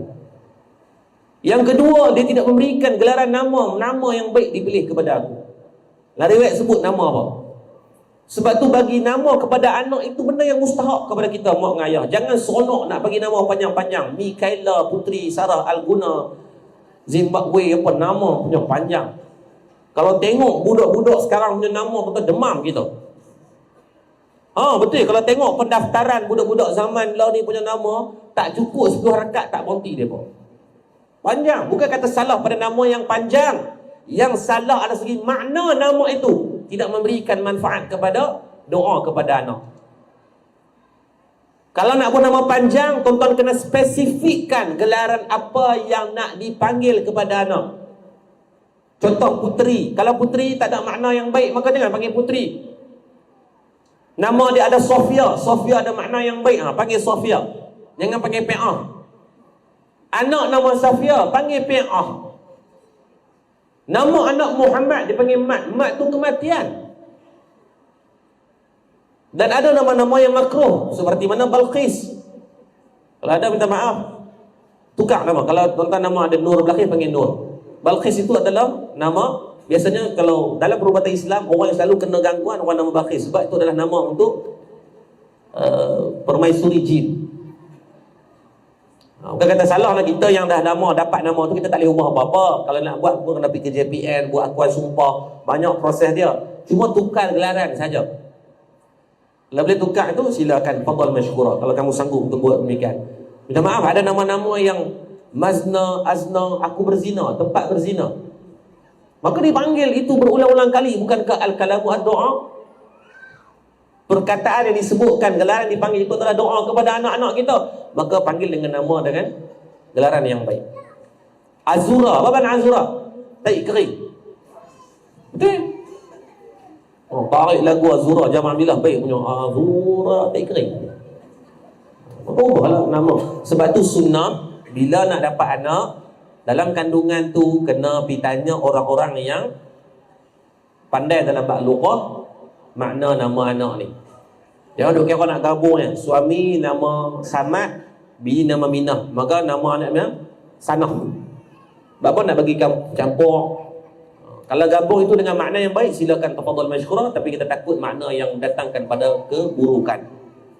Lepas tu benda ni teknikal yang lughah ini, maka kena study sikit. Itu hak yang perlu kita tunaikan kepada anak. Zaman fitnah ni, benda yang asas tu kita tunaikan dulu. Maka ibu-ibu, ayah-ayah, tanggungjawab kita balik nanti tengah anak-anak baca surah Fatihah, betul ke tidak? Kerana 17 kali sehari termasuk dalam rukun qauli. Rukun qauli ni apa? Kewajipan rukun solat mereka adalah bacaan suratul Fatihah. Bawa balik lagi tengah, panggil seorang-seorang alung main baca Ustaz. Kalau kita pun baca tak betul, main jumpa tu imam kita, pihak masjid, pihak surau, biasanya ada ustaz-ustaz yang ada bacaan yang baik, buat. Surau ni ada Jumaat tak? Ada Jumaat. Setiap lepas main Jumaat, lepas ni pihak surau ajak 2-3 orang yang ada kemahiran bacaan yang baik ni, ajak ni tapi dekat kita, minta tolong mereka. Jemaah surau bagi duit poket ke ada nak tahfiz sikit. Panggil mereka main, setiap sekali sembahyang Jumaat ambil masa setengah jam ke 1 jam, buka kaunter klinik Al-Fatihah. Sambil orang dah habis sembahyang tu, kita mungkin sebelum pukul 2 tu habis sembahyang, sebelum masuk kerja tu 2 minit dia singgah Ustaz, baca untuk tasmi' bacaan, betulkan kalau ada kesalahan. Saya pernah buat klinik Al-Fatihah di IPTA, 70% bacaan tak betul. Bila semayang, rosak tak solat? Solat rosak. Surau buatlah. Panggil guru-guru tahfiz 2-3 orang, banyak kat mereka mungkin per jam tak apa, at least Mereka pun dapat pendapatan dengan keadaan yang penuh dengan tekanan ni, kita boleh berkeluar aliran duit tu akan sampai manfaatnya pada anak karya kita. Sembahyang Jumaat tu sebab kita tahu orang akan ramai. Umum je sikit, Assalamualaikum tuan-tuan, sehari habis sembahyang Jumaat ada kaunter di belah belakang tu, ada 5 kaunter. Saya nak tuan-tuan anak karya ni tolonglah kita pakat-pakat berbetul baca Al-Fatihah. Bukan nak tunjuk kita pandai, tapi sama-sama pakat berbetul kalau ada salah. Tak usah malu lah. Yang kita lebih malu dalam umur 30-40 tahun bacaan surah Fatihah masih ke laut. Lagu bukan main hafal, lagu tak tuntuang dia hafal, bunga batin dia ingat, lagu Blackpink, es krim pun dia ingat. Tiba-tiba bacaan Fatihah kita salah. Disebut dalam kitab Ihya Ulumuddin, Imam Al-Ghazali kata dihukum berdosa kepada seorang yang dah balik dan berakal masih lagi tak selesai ilmu fardu ain. Maka suratul Fatihah bukan lagi fardu ain, adalah kewajipan dalam solat kita. Maka tolong betulkan. Dan yang ketiga kata baginda Nabi sallallahu alaihi wasallam yang akan tertimpa kepada umat, wa yaksurul harju. Ma makna harju? Sahabat tanya Rasulullah, "Mal harju?" Apakah makna harju? Nabi kata al-khatlul salasan. Sebelum berlakunya kiamat ini akan berlakunya peperangan demi peperangan demi peperangan. Tuan-tuan muslim-muslimat rahmati Allah, dengan geopolitik yang sedang berlaku di dunia, banyak tak peperangan berlaku? Banyak. Belum selesai pun India Pakistan, belum selesai pun Ukraine Rusia, maka ditambah pula dengan Palestin Israel. Dan kalau tuan-tuan belajar dalam international history punya sejarah, saya dah background sikit, 4 tahun saya dalam askar. Last saya pakai lieutenant dalam tentera darat. So memang saya daripada kadet tentera. So kita belajar tentang bagaimana sebelum berlakunya peperangan dunia pertama 1914, peperangan dunia kedua 1941-42, dia akan berlaku macam inilah keadaan dia. Dia panggil pembentukan blok. Pembentukan blok. Kalau perasan sekarang wujud dah blok-blok, tengok di PBB, yang ni undi duduk belah sini, yang ni undi duduk belah sini, yang ni undi berkecuali tak ramai pun, tak sampai 20. Tetapi dia akan pengasingan blok itu. Rusia, Turki, China menunjukkan zahirnya mereka kepada blok Palestin. Adapun Jerman dan beberapa negara-negara yang Amerika Syarikat for sure, mereka menunjukkan solidariti mereka kepada Israel. Cuma dalam banyak-banyak tu saya duka cita sikit Arab Saudi itu je lah. Dia macam ayam tu, kalau minta maaf tu lah. Kecewa kita kalau mereka memiliki capacity one of the strongest army in the world. Dalam 10 tentera yang terkuat di dunia, Arab Saudi tersenarai di antara salah satunya.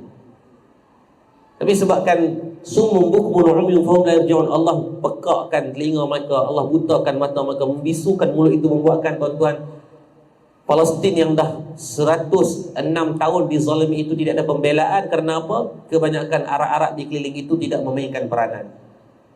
Bayangkan negara yang sekecil itu, kewujudan negara haram Israel ini di tengah-tengah negara-negara orang Arab. Di bawahnya Mesir, di tepinya Lebanon dengan Jordan, di atasnya Turki. Di keliling itu adalah kalau pakat kuti seorang sikit pun arwah yarhamu. Daripada tahun 1917 mereka mula datang ke bumi Palestin mengikut sejarah peristiwa Nakbah dan sebagainya. Sekarang dah 106 tahun. Apa yang kita buat? Tak buat apa. Sayanglah. Kalaulah dihantar satu negara hantar 1000 ya tentera untuk duduk sebagai pengaman, daripada tahun dulu tak berlaku salah-salah kali. Tapi dah. Maka pembentukan blok itu adalah salah satu gimmick awal sebelum berlakunya. Kalau tanya saya, adalah peperangan dunia ketiga itu is coming soon. Pembentukan blok dah berlaku. Cuma siapa nak mula dulu? Dia mesti ada peristiwa yang besar. Peperangan dunia kedua, pembunuhan. Dalam buku sejarah kita ada seorang pembunuhan tu, maka trigger kepada Austria dengan Hungary punya peperangan. Dia mesti ada trigger point dia. Dan trigger point juga memerlukan satu benda yang besar berlaku untuk menghentikan. Begitu juga ketika mana bom Yokohama Hiroshima berlaku, maka Jepun meninggalkan negara-negara jahannya dan serahkan balik kepada British. Tapi benda itu akan memberikan impak yang besar lah. Kalau menggunakan bom nuklear, confirm akan negara-negara veto akan bangun, menyuarakan. Dan peperangan yang disebut ini Nabi dah sebut 1400 tahun lepas. maka tuan-tuan nak menghentikan dia tidak ada kuasa kita. Apatah lagi kita negara-negara, kita ni negara yang melibatkan kalau hantar tentera pun dia bukan sebagai untuk berperang, dia hanya sebagai pengaman. Kalau kita tengok Malbat, saya pergi di Malbat, di camp Malbat saya pergi bulan 2 hari tu di Lubnan, di Syria saya pergi bulan 2 baru ni. Pergi atas tiket bekas tentera lah, dan untuk isi pengaman. Tapi tak ada tentera, tak ada senjata. Pergi tu saya tak ada senjata. Saya memang suka menembak ni, tapi pergi tu tak boleh ada senjata. Tuan bayang, takut. Kita duduk di sempadan Syria, duduk di kawasan pelarian Syria, pelarian Israel, Palestin, jumpa dengan orang mereka. Tapi orang bersenjata ni penuh duk ada. Tawakal kan, tapi doa lah, kalau jadi pun dalam keadaan mati tu, saya lebih suka mati dalam keadaan tu daripada mati dalam keadaan yang lain lah. Masih panjang umur. Bila kita pergi, dia tengok, ya Allah Rabbi, betapa worstnya keadaan yang disebutkan 1400 tahun lepas sedang berlaku sekarang. Dan angka-angka kematian yang berlaku ni macam belasan ribu dalam tempoh peristiwa bermula ke 7 Oktober hari itu. Adakah akan berhenti dalam masa terdekat? Tanya saya, tidak. Takkan berhenti dalam keadaan. Dan tidak ada istilah two state solution. Dia bawa two state solution. Israel ambil negara mereka, Palestin negara mereka. Persoalannya, Israel wujud tak negara di situ?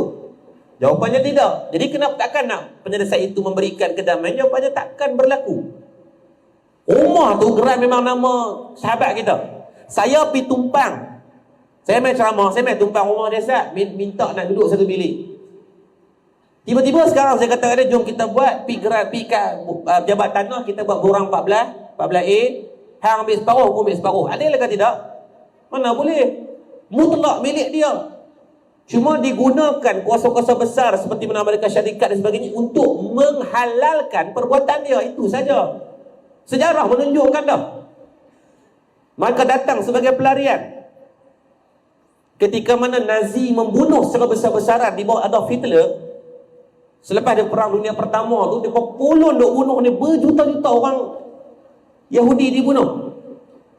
Maka British menjadi hero menyelamatkan mereka. Tidak ada negara yang nak terima kecuali Palestin. Islam ni diajak kita dengan damai. Tak apalah mereka ni.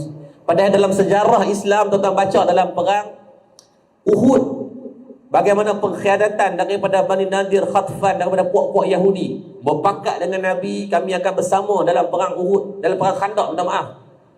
Tapi mereka berlaku khianat. Perbuatan khianat Yahudi ni bukan baru. Allah sebut dalam Al-Quran ni bergenerasi dah sampai sekarang. Sampai sekarang. Tapi tetap Islam ajak kita apa? Don't judge. Walaupun generasi yang sebelum ni tipu, sekarang ni tak tolong mereka. Bila tolong jadi lebih betul lah. Dia lemak. Dia ambil daripada Palestin itu, bumi yang berdaulat. Sekarang tuan-tuan, hampir 80% penguasaan kawasan dalam bumi Palestin itu hilang pemilikan tanahnya. Maka yang ni yang mereka cuba bangkit untuk lawan. Dalam maqasid syariah itu adalah jihad mereka. Dan persoalannya, apa pula jihad kita? Ada orang kata, Ustaz, Allah tu suruh boykot lah Ustaz. Tuan-tuan, kalau tuan-tuan memegang dengan mazhab itu, kecewa kita. Kerana di zaman Nabi Ibrahim AS, seekor burung yang tidak berakal pun menggunakan paruhnya untuk cuba memadamkan api yang takkan padam, kerana api Namrud terlalu besar. Tetapi dia bukan nak dipadamkan, tapi dia nak duduk dalam sebahagian perjuangan itu. Hari ini kita pakai baju warna hijau,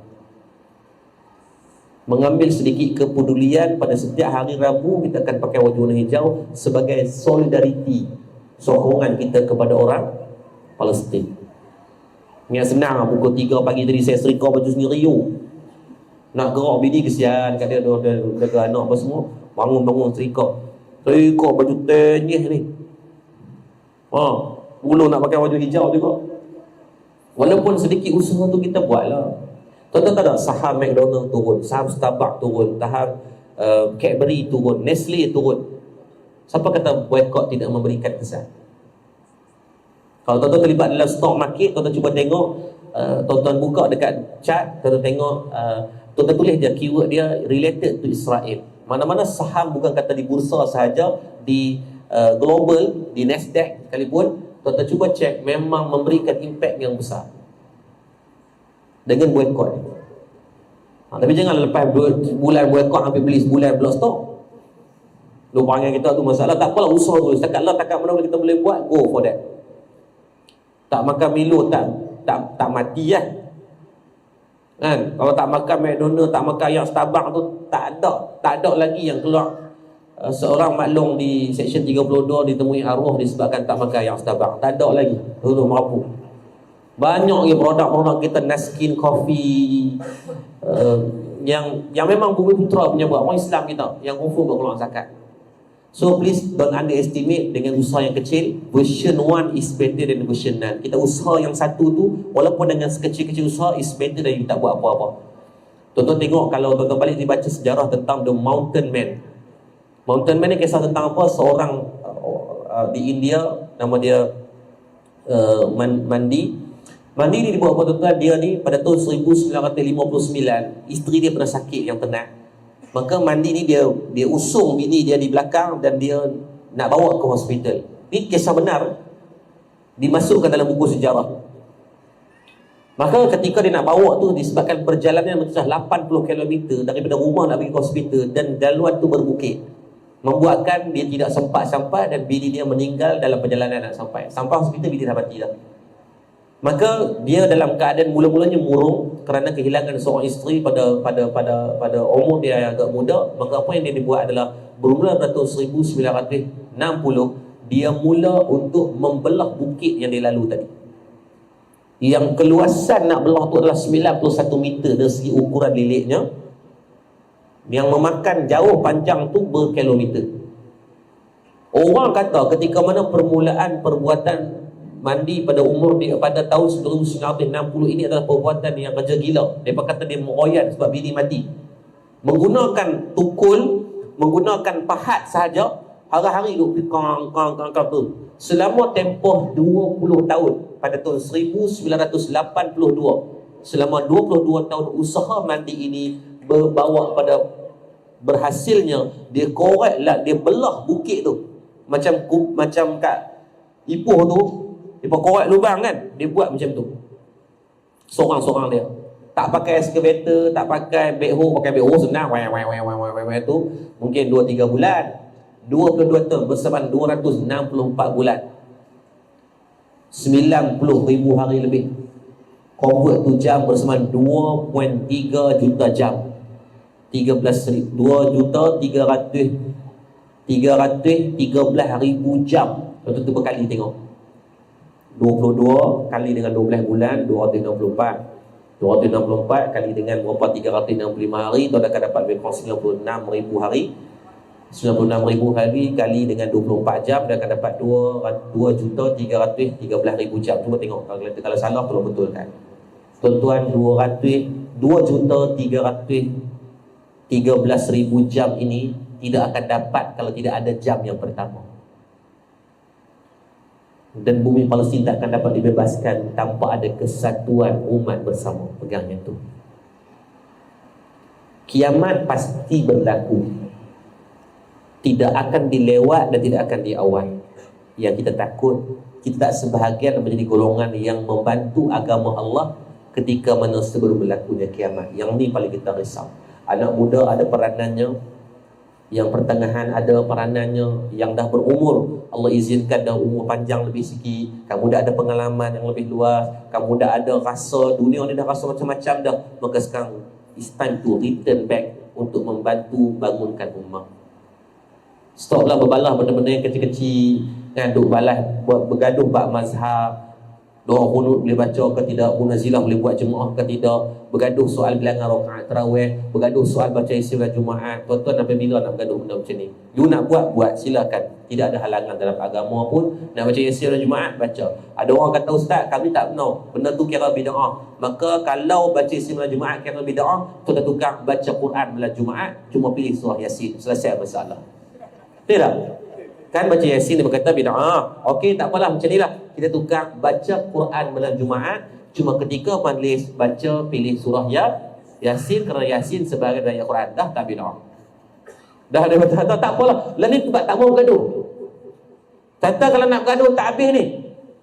Sebab sudut pandang yang berbeza, sudut mazhab yang berbeza, sudut cara pembesaran yang berbeza ini membuatkan cara tuan-tuan menghukum satu benda pun akan berbeza. Saya pandang lain, tuan-tuan pandang lain. Tuan-tuan pandang botol ni nampak apa? Kita nampak daripada sudut pandang saya dan tuan-tuan, kita akan nampak yang pertama sifat dia panjang, nampak stiker warna hijau, nampak tudung botol warna hijau, dan nampak transparent. Setuju tak? Ada yang nak berkhilaf tak? Ada yang nampak lain tak? Kalau nampak lain tu 2 kali Jumaat kot. Tak? Kita setuju tak? Ini namanya ijma'. Ijma' ni kita sepakat semua mengatakan sifat botol ini panjang, nampak stiker warna hijau ni, spritzer. Kita nampak botolnya nampak kecil di atas dan nampak warnanya transparent. Dalam keadaan kita dah bersetuju sepakat semua, tiba-tiba datang seorang hamba Allah, dia kata, mana ada, saya tak nampak panjang pun. Stiker nampak, stiker pun tak ada. Jadi tak kena ketum cokoroi ni. Lepas tu nampak apa? Saya nampak bulat kecil je. Ayak nampak tak? Ayak pun tak ada.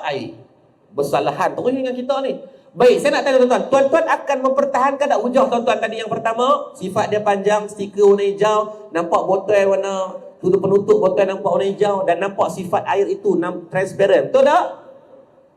Tuan-tuan akan pertahankan tak? Sebab tuan-tuan nampak tak ni? Ainul yaqin ni jelas nampak ni. Dia pertahankan dia juga. Tak, dia kata hampa salah. Hampa salah. Mana ni kata okey, you datang ke hujah. Kami datang dah hujah kami ni. Dia kata benda yang sama, mai botol tu. Baik, saya nak tanya tuan, sekarang dia tunjuk macam ni.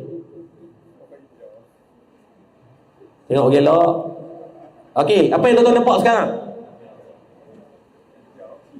Nampak tak yang option tadi? Yang pertama tadi. Sifat banyak nampak tak daripada sudut ni? Tak. Stiker? Tak. Ayat? Tak. Yang tuan-tuan nampak sama tak dengan view dia? Hanya dengan menukar posisi satu-satu objek pun dah mendapatkan, tuan-tuan tengok dah ni atas pagang belakang ni. Pendirian tak tetap nofong, haram. Tadi kata nak berjuang dengan saya. Lah dah tak lah semua. Betul tak? Objek yang sama tak? Sama. Cuma dengan sudut pandang yang berbeza, cara kita dibesarkan, cara pendidikan kita membuatkan, maka judgement kita pada satu benda itu akan datang dengan outcome yang berbeza. Maka berkhilaf bukan berarti bergaduh. Yang duk berlaku lah ni, benda yang khilaf kita bawa kepada pergaduhan. Bila tegur, dia marah. Oh, dia kata tak, hang tegur aku seorang dah betul, hang seorang salah. Tak, kita tegur sebab tak mau berlarutan. Kita tak mau benda tu jadi berpanjangan. Cukuplah. Hang nak buat. Hang tak mau buat, tak apa. Selagi tidak ada dalil yang menghalang, maka tidak ada dalil yang khata'i yang jelas, biarlah, tak apalah mereka nak buat. Mereka baca Quran kan, malam-malam kan, ada gaduh siapa? Yang patut marah, halak orang ramai tak boleh baca Quran lagi. Yang tu kena perlu nak fikir. Lepas tu pegang sebagai penutup perbincangan kita pada malam ni, saya tinggalkan satu nasihat almarhum Tuan Guru Syekh Mahmud Zamzam. Dia pesan pada saya ingat lagi perkataan ni dia sebut waktu saya nak balik Malaysia. Saya tanya dia, Syekh, nanti saya balik Malaysia banyak orang bergaduh babak khilaf, banyak yang tak pernah berkesudahan. Syekh kata apa? Apabila bersimpul dua ikatan, maka jangan pernah diikat dengan simpul mati. Apabila bersimpul dengan dua ikatan, jangan pernah diikat dengan simpul mati. Maksudnya tuan-tuan, kalau ada pandangan A, ada pandangan B, raikan dua-dua. Mungkin dua-dua betul, mungkin dua-dua salah, mungkin salah satu betul. Penentuan bukan di dunia. Kita bawa dengan hujah kita atau kefahaman kita. Jangan membabi buta lah. Kita study juga benda tu. Kalau nampak okey, aku pun rasa betul dan dia pun dia rasa dia betul, maka jangan bergaduh. Jadikan itu sebagai ruang perbincangan, percambahan ilmu. Saya nak mengajaklah kita semua, cukuplah. Tenat dah, ramai lagi di luar sana orang bukan Islam semakin mendekati Islam. Baru ni seorang aktivis, Megan Rice, baru masuk Islam. Saya baru cerita ke dia dalam minggu lepas. Kalau tuan tengok dalam Tanyalah Ustaz kan, saya cerita Jumaat baru ni di Tanyalah Ustaz tentang tajuk Islamofobia. Tajuk lusa pun tak relax best. Tajuk berkaitan sihir. Bukan nak sihir orang, cara nak merawat sihir, cara macam sihir moden mengikut dengan zaman ni. Sabtu dan Jumaat yang akan datang ni, saya cerita dalam Jumaat baru ni. Saya cerita tentang Megan Rice ni. Dia buat satu video, dia beli Quran, dia bukan Islam. Tapi disebabkan isu Palestin kena serang ni, dia tak tahu apa inner strength yang ada pada orang Palestin ni, yang mereka duk kena macam-macam, duk kuat situ lah. Bila cek-cek dia kata mereka ni ada Quran, dia beli Quran di Eropah, dia duduk di Eropah, dia beli Quran dia baca, dia update dalam Twitter dia kata, you have to try to read the Quran and you know how amazing this book. Ini sebelum Islam dia. Saya cerita kata, dia buat video di TikTok ada 8.6 juta view ketika tu. Bila 8.6 juta view tu, majoriti yang follow dia ni orang bukan Islam, maka menjadi satu fenomena yang baru di negara Eropah. Pembelian Al-Quran habis di semua tempat percetakan. Sebab 8 juta orang tengok, let's say kata-kata 10% yang trigger untuk nak beli, bukan nak masuk Islam, nak beli. Sebabkan dia ni dah update, dia non-bias, dia tidak ada bias pada mana-mana, dia aktivis. Yang orang dah ikut dia ni tahu berapa lama orang tahu dia ni memang sangat clear. Kalau dia kata dia tidak ada local standard yang dia kata okey aku ni ni standard. Apa yang right is right, what wrong is wrong. Bila dia update macam tu, trigger daripada 8 juta view itu, let's say kata 10%, dah 800,000 yang pergi beli Quran. Bayangkan. Dan dalam minggu ini saja, satu website di Eropah melaporkan lebih daripada 10,000 orang yang convert kepada Islam, termasuk Megan Rice. Orang masuk Islam baru lepas. Allah ambil nyawa berapa 12,000 yang dah meninggal syahid, Allah ganti puluhan ribu termasuk orang yang luar biasa ini. Dr. Masaru Emoto, Dr. Hoffman, ini duta besar Jerman, Allah bagi ganti dengan kita. Maka tuan-tuan, kita dah Allah bagi Islam, cuma tolonglah faham bagi elok, kita fikir cara nak membantu orang Islam yang lain. InsyaAllah Allah memberikan kebaikan. Saya ucap terima kasih banyak. Untuk malam ni, saya rasa Madat suruh bagi apa-apa, fokuskan bagi untuk Palestin 100% tu untuk surau, juga Palestin saja. Untuk Madat tak payah. Nah, tuan-tuan, saya cuma minta bekalan doa kepada tuan-tuan agar Allah memberikan kebaikan. Dan saya jemputlah daripada surau. Tuan-tuan, kalau Al-Amin, datanglah ziarah ke tempat kami. Tanpa bayaran, tak bayar apa-apa pun, tak ada duit apa-apa. Kalau mungkin nak riadah jauhlah ilmiah, datang. Sebab di situ tu ada Masjid Bushra, kami sebelah-sebelah yang dekat-dekat. Jadi boleh pergi tu, bolehlah tengok. Sekadar mana yang baik, tuan ambil, bawa balik ke sini. Yang tak elok, tuan tegur untuk kita perbaiki. Itu sahaja. Masjid saya tak ada apa yang pelik-pelik pun. Cuma bila waktu nak buat masjid tu, saya memang kontraktor. Background saya memang master saya memang dalam perniagaan. Cuma saya buat dua master, satu Quran, satu lagi master saya dalam dunia finance. Dan perniagaan saya adalah kontraktor, saya bukan kontraktor kelas A. Jadi saya buat masjid itu dengan kos yang agak murah lah, 7 juta. Dalamnya ada hotel. Kalau tuan datang, ada 32 orang kasih kapsul hotel. Di sebelahnya ada rumah kucing, ada stable kuda, ada tempat memanah, ada tempat main paintball, tempat main bola, sebelahnya stadium e-sport. Jadi kita buat tu agar kita wujudkan satu pusat. Kata Islam ni bukan lekeh, Islam ni ada semua benda. Rumah kucing ada beratus ekor kucing. Saya ada doktor, ada macam-macam lah. Saya sekadar belah kucing ni saya suka je. Waktu saya nak buat, saya buat bagi elok. Ada dekat 100-200 ekor tadi. Ada 12 orang staff, ada 2 doktor yang datang dengan setiap minggu lah. Dia bukan full time lagi. Tapi mudah-mudahan Allah bagi kebaikan. Segi sebanyak perkongsian malam ini juga memberikan pahala untuk kita semua. Sekadar dulu doa daripada tuan-tuan dengan harapan pertemuan kita bukan yang terakhir, benda yang pertama dan bukan yang terakhir, insya-Allah.